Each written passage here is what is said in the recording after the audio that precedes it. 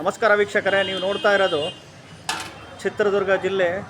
ಚಿತ್ರದುರ್ಗದಿಂದ ಒಂದು 30 ಕಿಲೋಮೀಟ್ರ್ ದೂರದಲ್ಲಿ ಬರುತ್ತೆ ಎಚ್ ಡಿ ಪುರ, ಹೊರಕೆರೆ ದೇವರಪುರ ಅಂತ. ಇಲ್ಲಿ ವಿಶೇಷತೆ ಏನಪ್ಪ ಅಂತಂದರೆ, ಪ್ರತಿ ಶಿವರಾತ್ರಿ ಆದ ನಂತರ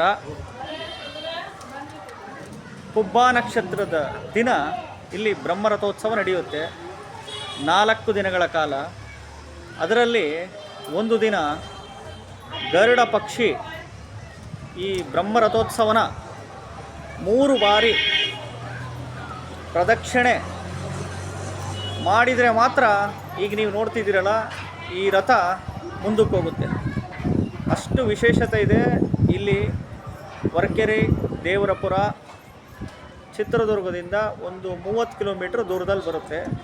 ಚಿತ್ರಹಳ್ಳಿ ಗೇಟು ಕ್ರಾಸಿಗೆ ಬಂದು ಒಳಗಡೆ ಬರಬೇಕು. ಸಾಕಷ್ಟು ಬಸ್ಸಸ್ಸುಗಳಿದೆ. ಚಿತ್ರಹಳ್ಳಿ ಗೇಟಿಗೆ ಬಂದರೆ ಚಿತ್ರದುರ್ಗದಿಂದ ಈ ಕಡೆ ಹೊರಕೆರೆ ದೇವಪುರಕ್ಕೆ ಸಾಕಷ್ಟು ಬಸ್ಸಸ್ಸು ವ್ಯಾನುಗಳೆಲ್ಲ ಸಿಗುತ್ತೆ ನಿಮಗೆ. ನೋಡಿರಿ, ಇದು ರಥ ಬ್ರಹ್ಮರಥೋತ್ಸವ ಮುಂದಿನ ತಿಂಗಳು ಇದೆ. ಇವತ್ತು ಏಕಾದಶಿ ತಿಥಿ ಬಂದಿದ್ದೀನಿ. ಇಲ್ಲಿ ನೋಡ್ತಿರೋದು ರಥದಲ್ಲಿ ಚೌಡೇಶ್ವರಿ ದೇವಿ. ನೋಡಿರಿ, ತಾಯಿ ಪ್ರಸಾದ ಹೂ ಕೊಟ್ಲು. ಗಣಪತಿ,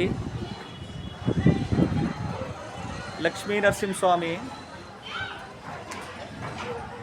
ಶಿವ, ಪಾರ್ವತಿ, ಆಂಜನೇಯ ಸ್ವಾಮಿ ಈ ರಥದಲ್ಲಿ ಕೆತ್ತನೆ ಮಾಡಿದ್ದಾರೆ. ಭಾಳ ಪವರ್ಫುಲ್ಲು ಕ್ಷೇತ್ರ ಇದು.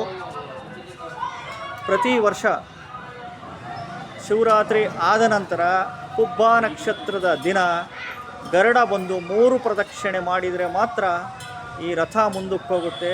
ಅಷ್ಟು ಪವರ್ಫುಲ್ ಕ್ಷೇತ್ರ. ಶ್ರೀ ಲಕ್ಷ್ಮೀ ನರಸಿಂಹಸ್ವಾಮಿ ಉತ್ತದಲ್ಲಿ ಉದ್ಭವ ಮೂರ್ತಿಯಾಗಿ ಇದ್ದಾರೆ. ಈ ಕ್ಷೇತ್ರದಲ್ಲಿ ಕಲ್ಯಾಣಿನೂ ಇದೆ, ನೀವು ನೋಡ್ತಾ ಇದ್ದೀರಲ್ಲ. ನೋಡಿ, ಇದು ಶ್ರೀ ಲಕ್ಷ್ಮೀ ನರಸಿಂಹಸ್ವಾಮಿ ಪುಣ್ಯಕ್ಷೇತ್ರ ಎಚ್ ಡಿ ಪುರ ಅಂತ ಕರಿತೀವಿ. ಹೊರಕೆರೆ ದೇವರಪುರ.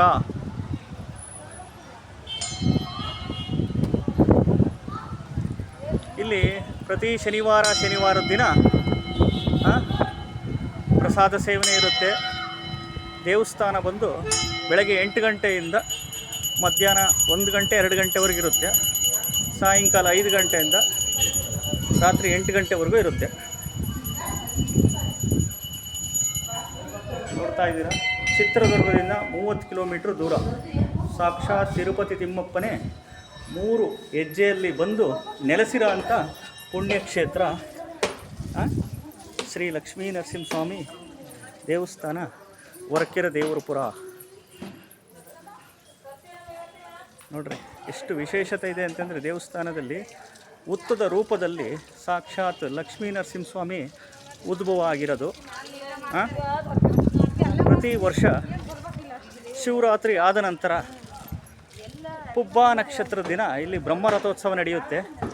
ಈ ಒಂದು ಬ್ರಹ್ಮರಥೋತ್ಸವ ದಿನ ಗರುಡ ಪಕ್ಷಿ ಬಂದು ಆ ರಥನ 3 ಬಾರಿ ಪ್ರದಕ್ಷಿಣೆ ಹಾಕಿದಾಗ ಮಾತ್ರ ರಥ ಮುಂದಕ್ಕೆ ಹೋಗುತ್ತೆ. ಇಲ್ಲಿಂದ ಒಂದು ವಿಶೇಷತೆ.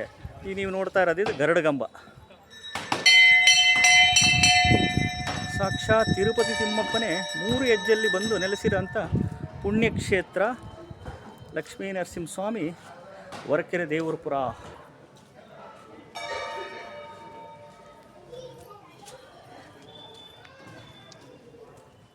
ಸುತ್ತ ಪ್ರಾಂಗಣ ಒಳಗಡೆ ತೆಗಿಯಂಗಿಲ್ಲ ವಿಡಿಯೋ, ಅದಕ್ಕೋಸ್ಕರ ನಾನು ಆಚೆನೇ ತೋರಿಸ್ತಾ ಇದ್ದೀನಿ ನಿಮಗೆ.